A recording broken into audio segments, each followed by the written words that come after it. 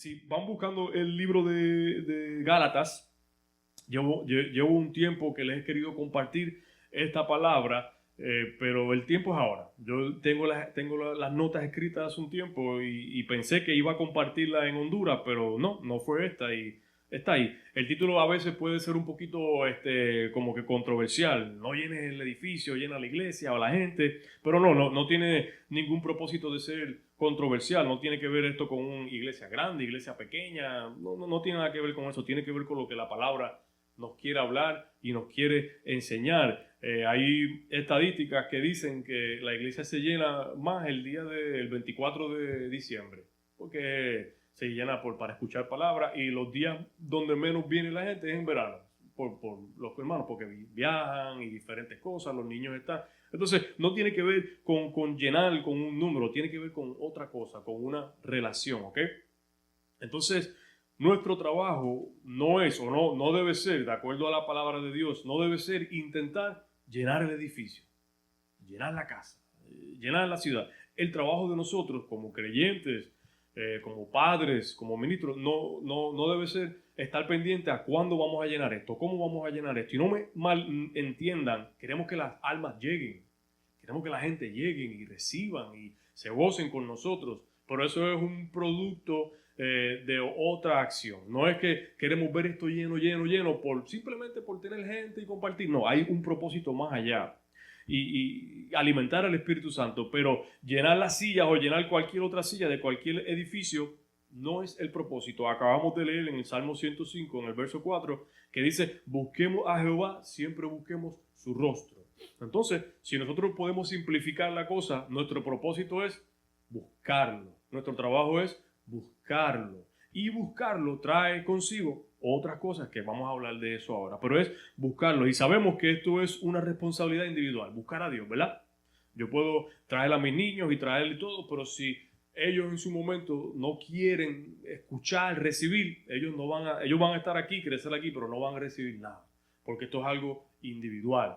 Entonces, por eso muchos niños que crecen en la iglesia y eso, se apartan un tiempo y de adultos vuelven a regresar. La palabra dice que esa palabra nunca está vacía, ¿verdad? Que eso siempre va a estar ahí. Mucha gente se aparta, pero regresa.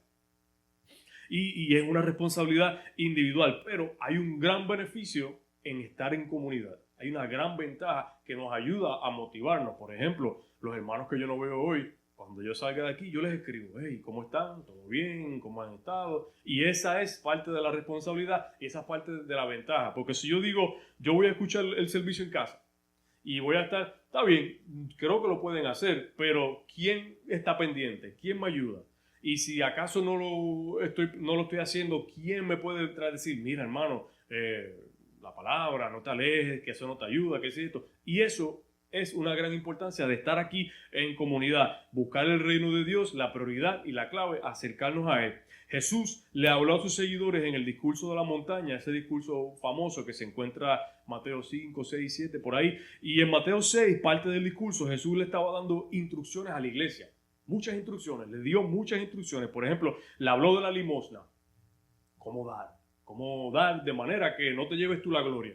¿Sabes? Si yo le doy a mi hermano, le regalo 50, 100 dólares, ¿cómo se los doy? De manera que bendigo al Padre y lo bendigo a Él y le doy gloria a Dios. Y no me llevo la gloria yo, ¿verdad? Habló acerca de la oración. La oración modelo han escuchado el Padre Nuestro, ¿verdad? Jesús le dijo a sus seguidores: así es como debes orar, así es como debes hacerlo. Le explicó cuando ayunemos, que no tengamos cara triste también. Luego lo pueden leer, estoy ahí resumiendo. Le dijo: mira, cuando estén ayunando, no estén... y la gente que le pregunte que por qué está tan triste, es que estoy ayunando. Eso debe ser motivo de gozo, de alegría, poder sacrificarme para bendecir al Padre.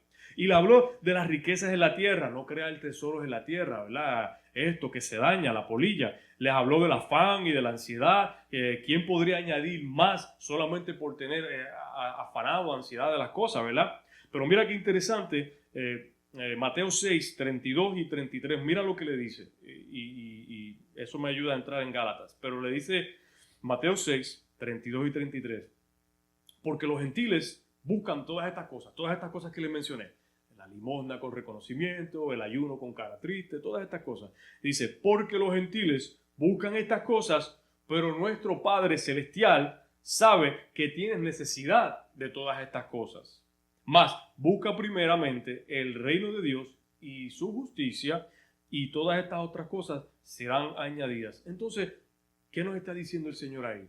Yo sé que tienes necesidad, yo sé que tienes trabajo y cosas que hacer, pero eso no lo hagas como la gente del mundo. La prioridad es busca de Dios. Y yo me voy a encargar de que tú tengas lo que necesitas y más. Cuando me buscas a mí primero. Dios conoce que tenemos necesidad de todo. De trabajo, de dinero, de salud, pero la clave está en buscarlo a Él. Y la iglesia, que somos nosotros, el cuerpo de Cristo, nos convertimos en un club social. Si nos convertimos en un club social, no estamos buscando a Dios ahí y su gloria y su reino, no lo estamos buscando. Nos reunimos, nos ayudamos y la vamos a pasar bien también, como un club social. Pero ¿y la palabra de Dios? ¿Dónde queda? Se queda, no está. Y eso no es sostenible. La semana pasada les mencioné brevemente el concepto de las ideas preconcebidas. Como por ejemplo, llegamos a un lugar y automáticamente ya nos vienen algunas ideas, algunos pensamientos que tenemos ciertas opiniones sin tener base alguna. Por ejemplo, yo entro a este lugar y veo que hay unos cuantos carros caros estacionados allá, pues ya yo pienso que hay gente de dinero por aquí. Tal vez no gente de dinero. Tal vez la letra de ese carro no le permita al dueño comer bien, ¿verdad? Pero son ideas preconcebidas. Y nuestra cultura y de la manera que hemos aprendido las cosas nos llevan a eso. Nos llevan a tener la idea de que, por ejemplo, si llegamos al templo y está repletamente lleno, ahí está el Espíritu de Dios. Si vamos a una casa, si me invitan a una casa, a una reunión de oración de caballeros o algo, y hay 15, 20 hombres, ahí está Dios. Y, ¿verdad? En el otro lado de la moneda, también nuestra cultura nos hace pensar que si llego y hay más que uno, yo y otro con la guitarra, ahí no está Cristo, ahí no está el Espíritu Santo. Esas son ideas preconcebidas y nos han hecho mucho daño, porque entonces dejamos de ir a un lugar para ir a otro que está supuestamente lleno, pero no recibes palabras, no recibes atención y no hay comunidad. Es muy difícil ir a una congregación de 500 personas y conocer a los líderes y que puedan estar pendientes. Hay otras personas que se encargan de eso, pero el padre espiritual y todo no lo encuentra. Y no estoy hablando mal de eso. Voy a hablar un poco más de detalle de eso. Cada cosa tiene su situación, porque no lo tengo eso aquí, pero estábamos hablando en Honduras, el líder que lo conociste, estábamos hablando y había un muchacho que vive allá, pero conoce acerca de Joel Osteen. ¿Saben quién es Joel Osteen? Que tiene la iglesia más grande, no sé si son 100,000 personas a la semana o alguna locura así. Entonces, uno de los muchachos allá estaba diciendo que allí no estaba Dios, que allí no estaba el Espíritu Santo, porque predican, ¿cómo que se le llama eso? El progreso, la prosperidad y todo. Y el líder del grupo de nosotros él le dijo, ¿cómo sabes tú que Dios no se manifiesta en algunas personas ahí? El líder decía, yo no estoy de acuerdo con Joel Osteen y su cosa, pero ¿cómo limitamos al Espíritu Santo de que en cualquier lugar que se hable se pueda bendecir una persona con su palabra? Entonces le dijo al muchacho, usted está juzgando y son ideas preconcebidas. Entonces, solamente ya porque él lo que sea que predique que fortuna y todo esto, y no menciona el sacrificio, pero en algunos lugares que se menciona la palabra, que se menciona, el Señor toma eso y bendice a alguien. Eso es una cosa, un paréntesis. Tal vez tengamos algún hermano en la congregación o en el trabajo que se queja por todo, ¿verdad? Que siempre está o siempre está de buen humor o siempre está de mal humor, y tenemos esas ideas y no sabemos la lucha diaria que tiene cada uno de nuestros hermanos. Nosotros, si creemos en el Señor, nuestro trabajo no es juzgarte. Tú eres esto, tú eres lo otro, es bendecir, orar. Y una cosa que estaba hablando con los hermanos en el viaje este que hice, se oraba mucho, se estaba orando por todo. Tengo un dolor de uña, vamos a orar por tu uña. Tengo un dolor de lo que sea, vamos a orar. Y eso hizo la diferencia. Cuando nosotros nos detenemos a orar por el prójimo. Mi hermano, no puedo pagar, déjame orar. ¿Cuándo? Es difícil, no lo hacemos. No lo estamos haciendo. No lo estoy diciendo que usted y yo, estoy diciendo que como congregación, como iglesia, no lo estamos haciendo. Vamos a entrar a Gálatas 6. Igual es el del 1 más o menos al 10 por ahí. Sé que el tiempo avanza, pero no quiero apresurarlo mucho. Llegamos hasta donde lleguemos. Gálatas 6, 1 al 10. Dice, hermanos, es posible que algunos de ustedes caigan en la trampa del pecado. Ustedes que son guiados por el Espíritu, Espíritu con E mayúscula, ustedes que son guiados por el Espíritu, acérquense a Él y ayúdenle a corregir su error. Está hablando de su hermano. Acérquese a su hermano y ayúdenle. Pero, ojo, háganlo con humildad, pues ustedes también pueden caer en tentación. Ayúdense cuando se encuentren en problemas, pues así estarán cumpliendo la ley de Cristo. Si alguno se cree muy importante cuando en realidad no lo es, se está engañando a sí mismo. Estas son palabras fuertes para todo el mundo. Si te crees muy importante cuando no lo eres, te estás engañando. Estas son palabras muy fuertes, pero hay un propósito, porque esta iglesia estaba pasando por algo. El 3, si alguno se cree muy importante cuando en realidad no lo es, se está engañando a sí mismo. Cada uno debe evaluar sus propios actos y estar satisfecho de sus logros sin compararse con los demás. Estamos hablando de esto, ¿no? Cada uno cumpla sus propias responsabilidades. El que está aprendiendo el mensaje de Dios debe compartir lo que tiene con el que está enseñando. No se engañen ustedes mismos, porque de Dios no se burla nadie. Uno cosecha lo que siembra. Quienes siembran únicamente para complacerse a sí mismo, solo cosecharán en ellos destrucción. Pero el que siembra para agradar al Espíritu, cosechará la vida eterna. No debemos cansarnos de hacer el bien. Si no nos rendimos, tendremos una buena cosecha en el momento apropiado. Siempre que podamos, hagamos el bien a todos, especialmente a los que pertenecen a la familia de la fe. Qué parte tan importante. Mira, la carta de Gálatas la escribió Pablo, posiblemente fue su primera carta, aproximadamente 40 años más o menos después de Cristo, y fue dirigida a la iglesia en Galacia, lo que es la actual Turquía, ¿verdad? Y la carta tiene como propósito denunciar y corregir falsas enseñanzas que se infiltraron en la iglesia, una iglesia ya establecida. Tenían estos tipos de debates que solemos tener a veces nosotros, debates teológicos. ¿Han tenido ustedes debates teológicos, guerras doctrinales que nos entretienen pero no edifican? ¿Qué sandalia usaba Jesús? ¿Cuánto tiempo estaban despiertos? ¿Cuánto tiempo hacían todo esto? Y mira, la Escritura dice eso, debates teológicos y cosas teológicas que realmente no edifican. Estaban teniendo diferentes cosas así. ¿Quién es más fuerte? Pedro, Santiago. Ustedes no han escuchado eso. No han escuchado que hay una gente que argumenta a ver físicamente quién era más fuerte, si Pedro o Santiago. ¿Y eso en qué edifica? ¿En qué ayuda eso? ¿Verdad? Pero lo hay. Y es interesante que a veces conocemos esto y sabemos mucho de esto, pero no sabemos de Cristo. Entonces no conocemos realmente quién era Cristo, qué es la Trinidad, para qué es la oración, para qué nos congregamos, pero sabemos mucho de estos debates.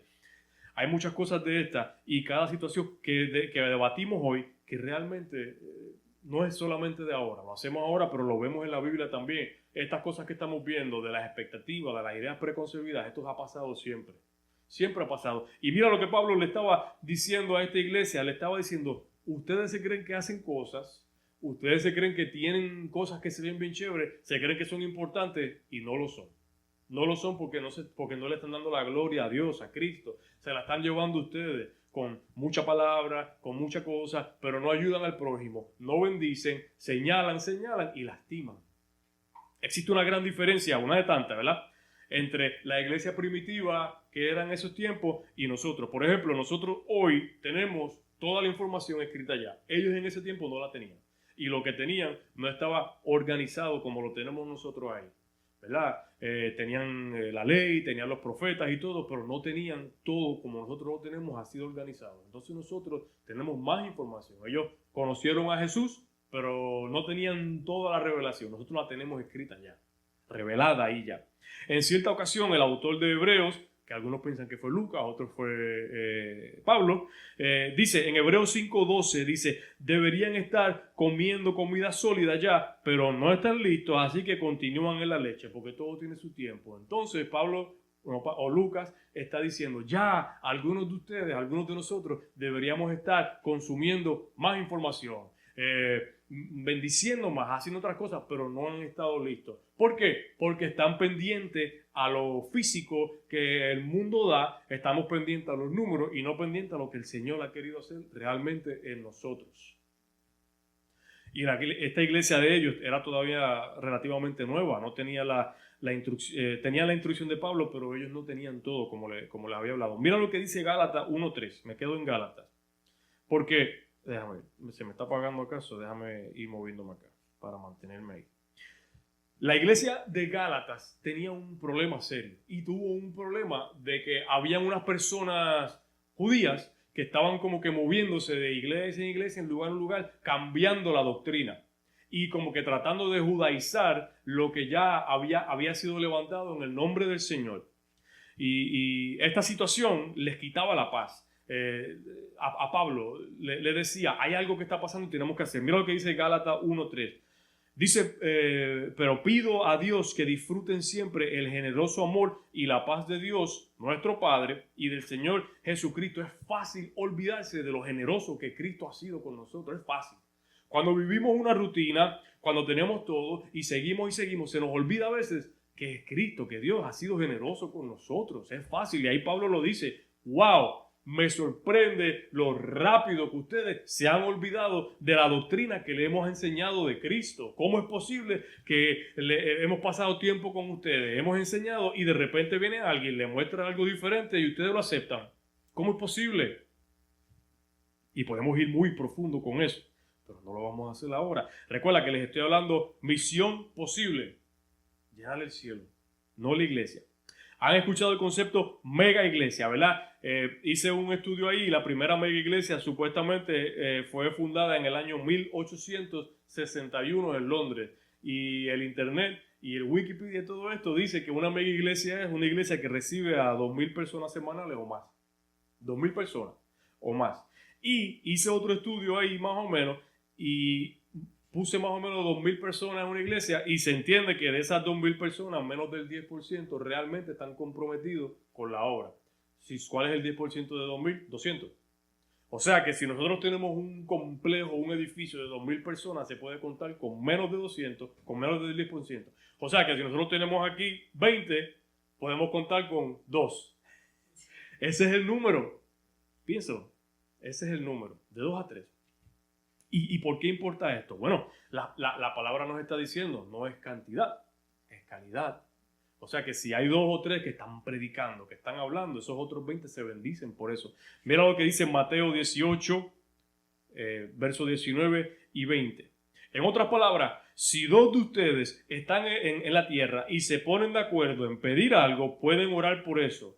Mi Padre que está en el cielo se nos dará. 20, porque donde se reúnen 2 o 3 en mi nombre, yo estoy allí en medio de ellos. Qué interesante ese número, 2 o 3. No hace falta estar con tanto, pero si lo hay, entonces hay un propósito específico con eso. Si nosotros de repente, yo le decía al hermano, creo, si hoy nos hubiesen llegado 100 personas, ¿los hubiésemos podido ministrar? Recibir, saludar, tal vez sí, tal vez no, pero donde hay 2 o 3 comprometidos en el Señor, allí está Él. Y qué interesante que usa ese mismo número. Luego, en el 38, dice ahí mismo, no voy a, todavía no, porque se me está apagando esto aquí, ok. Llenar el edificio se convierte en la prioridad y es lo más importante, y lo más importante no es la palabra de Dios, eso es un fracaso. Se convierte en un fracaso y todo el mundo, todos nosotros en algún momento nos tenemos que parar frente al Padre y decirle, esto fue lo que hicimos con lo que me diste. Y si el Padre me dice, tuviste 2.000 personas semanales, ¿cuántos de ellos realmente aceptaron a mi hijo? Dice, bueno, yo creo que el 10%, 200 de 2.000, entonces en algo fallaste, algo hiciste. Y yo tengo que darle cuentas al Señor de eso. Y yo tengo que vivir con eso. Entonces yo tengo que saber que yo puedo manejar lo que el Señor me da y no lo que yo quiera tratar, ¿entiendes? Si lo único que yo puedo manejar y ministrar es a mi familia, pues eso es lo que el Señor me va a dar. Y es un buen trabajo, es un gran trabajo. A lo mejor ministrándole a uno de esos 3 muchachos sale el próximo evangelista, el próximo profeta, ¿verdad? Y estamos haciendo, o sea, que el trabajo no es mínimo o menor porque sea en poca cantidad, pero grande en calidad, ¿verdad? Nuestra misión es llenar el cielo. ¿Y qué es el cielo? ¿Verdad?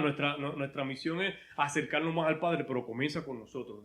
Les he comentado, cuando estamos en el avión y la máscara, le dicen, hasta que usted no se ponga su propia máscara, no le ponga el del vecino, porque si usted no tiene oxígeno, ¿a quién usted va a ayudar? Si usted no tiene la palabra, si nosotros no tenemos esto, ¿cómo vamos a poder ayudar? Ni a nosotros mismos nos vamos a poder ayudar. Y si lo que estamos enfocados es en llenar, en cantidad, en mucho, en esto, entonces, ¿cómo vamos a poder recibir la palabra del Señor y seguir ahí ministrando, ¿verdad? Vamos a ver. En Hechos 2, el día de Pentecostés, el Espíritu Santo vino a los creyentes. Pedro se armó de valor y de sabiduría y del Espíritu y empezó a hablarles. Y en el versículo 38 le dijo: cambien su manera de pensar y de vivir, bautícense en cada uno de ustedes en el nombre de Jesucristo. Así Dios les perdonará su pecado y recibirán el Espíritu Santo como regalo. Qué interesante. Cambien su manera de pensar. Cambien su manera. Y este es el tema de la Biblia. Cambia. Acércate más a Cristo, acércate a Él. Y luego, en el verso 14, les dice: sálvese de esta generación perversa. Cambia tu manera de pensar y también aléjate de esta generación perversa. ¿Y cuál es la generación perversa? La generación perversa es la que nos ayuda a alejarnos de Dios. La que nos ayuda a ver las cosas no bíblicas. Más es mejor. Más es mucho mejor, como dicen.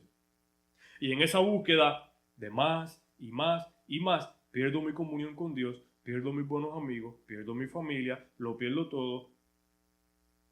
Y pierdo estar cerca del Señor, pierdo las bendiciones que el Señor tiene para nosotros. Esto no es la iglesia. Eso no es la iglesia. La iglesia, que somos nosotros, ya hemos hablado, cuando nosotros nos vayamos hoy, que terminemos, esto que está bonito se convierte en un edificio más. Es un edificio más. El cuerpo de Cristo somos nosotros, ustedes los que me ven. Y nosotros componemos la iglesia, los niños son la iglesia, somos la iglesia. No importa, la Biblia dice, donde hay 2 o 3 en el nombre del Señor, allí está, esa es la iglesia. Entonces, tenemos que ser consistentes en dar lo mejor que tenemos en cualquier situación, no en una situación de mucho. Mira, ahí lo tenemos escrito, Colosenses 3:23, y todo lo que haga, hacerlo de corazón como para el Señor y no para los hombres. El hermano nos dio una pequeña cátedra acerca de eso ayer mientras pintábamos. Y le digo al hermano siempre, todo. ¿Qué es todo? Todo es hacer el café, todo es orar, todo es enseñar a los niños, abrir la puerta, pintar todo. Que todo lo que hagamos, lo hagamos de corazón. Porque va a llegar un día, ¿verdad?, que nosotros tal vez, algunos de nosotros no vamos a estar aquí. No que nos hayamos ido con el Señor, pero a lo mejor nos mudamos de estado, nos cambiaron de trabajo, y entonces le tenemos que dar cuenta al Padre: mira, el tiempo que estuve en Saint Cloud, en esa iglesia, ¿qué fue lo que hice? Entonces el Señor nos dice: entonces tú quieres otras cosas más, pero con lo que te di ya no lo supiste usar o ministrar, ¿verdad? Los talentos. Hechos 2, 46 al 47 dice: los creyentes compartían el mismo propósito, cada día solían dedicar mucho más tiempo en el área del templo, comían juntos en las casas, compartían la comida con sencillez y alegría, alababan a Dios y todo el pueblo los estimaba mucho. Cada día el Señor añadía a la iglesia los que iban a ser salvos. El Señor los seguía añadiendo, el Señor seguía trayendo. ¿Por qué? Porque había gente que escucharon pero no aceptaron. No quisieron aceptar. Es que el sacrificio es mucho aceptar. El Señor traía a los que iban a ser parte, los que iban a trabajar, los que iban a enseñar. ¿Cuál es el propósito de levantarnos temprano? Estoy buscando cerrar 10 minutitos, creo que la batería me va a dar. Les voy a mostrar, me queda 5%. El Señor traía a los que iban a ser parte. El Señor trajo al hermano que yo no pensé que llegaba, lo trajo. El Señor traía a los que iban a ser parte. ¿Pero para qué? ¿Con qué propósito? Para seguir impartiendo, para seguir bendiciendo, para seguir ayudando, para seguir trabajando. El propósito es la familia, los niños, la iglesia. Sí, es el propósito, pero el propósito es Cristo. Lo cantamos, el centro de todo es Cristo, ¿no? Si nosotros, mis hermanos, si nosotros nos enfocamos en que Cristo sea el centro de todo y lo controle todo alrededor de nosotros, Él se va a encargar entonces de nosotros. Nuestra salud, nuestro trabajo, nuestras cosas, como predicaba el señor este que hablamos, Joel Osteen. Si donan $1,000, no voy a entrar en esa porque ya me enseñaron. $1,000 es poco. No. ¿Cuál es el propósito de levantarnos temprano, de nuestro cómodo sueño, preparar a los niños, la comida? Esto es un sacrificio, ¿verdad? Si es un sacrificio, no importa si trabajas en la iglesia o no, ser parte de la reunión, todo esto lleva sacrificio, por eso no todo el mundo lo quiere hacer. Todos lo podemos hacer, pero no todo el mundo lo quiere hacer. Y la bendición del Señor está ahí, pero la bendición no es necesariamente económica o material. Hay una bendición de relación. espiritual, la salud de los niños. Eso ¿verdad? Vamos a pensar, vamos a hablar claro y yo sé que no estoy hablando muy teológicamente, pero yo no sé si alguien aquí tal vez tenga $1,000,000 en el banco, tal vez los tienen y el Señor se los bendiga, alguno de que los ve, yo no los tengo. Pero imagínense que los tuviéramos, don José. 1,000,000, 1, 0, 0, todo ahí ya, hemos pagado los impuestos, hemos pagado la casa, libre. Pero el niño enfermo, que no se le quita el asma, que no se le baja la fiebre. Mi mamá perdida, no la puedo ayudar. Mi papá, ¿de qué me sirve? ¿De qué? Y eso es lo que nos está diciendo, ¿de qué te sirve tanta regla, tanta cosa si no estás mirando realmente lo que Dios te ha dado y no lo estás usando bien? Yo prefiero tener mi trabajo de 40 horas fajándome y llegar a casa y los niños han comido, los niños están saludables, están aquí jugando y brincando. Eso es lo que nos está diciendo, tratando de decirnos. No te dejes llevar por las cosas que viene cualquiera a decirte que son buenas, que funcionan, que llenan esto y lo otro, y te estás perdiendo de la bendición que realmente Dios tiene ahí delante tuyo. Hay un pastor español que se llama Miguel Díaz y he visto varias predicaciones de él en YouTube, lo conocí por YouTube y estaba diciendo, un pastor que lleva mucho tiempo, muchos años, y él estaba hablando de diferentes cosas, tiene una manera graciosa de hablar, pero para mí, por ejemplo, pero él estaba diciendo que es muy interesante y que una de las herramientas que Satanás ha usado más es la religión. Qué interesante, la religión. ¿Y qué es la religión? Un ritual, una costumbre, ¿verdad? Él dice, Satanás se ha reído porque él está usando la religión, que parece contradictorio, para alejar a la gente de Cristo.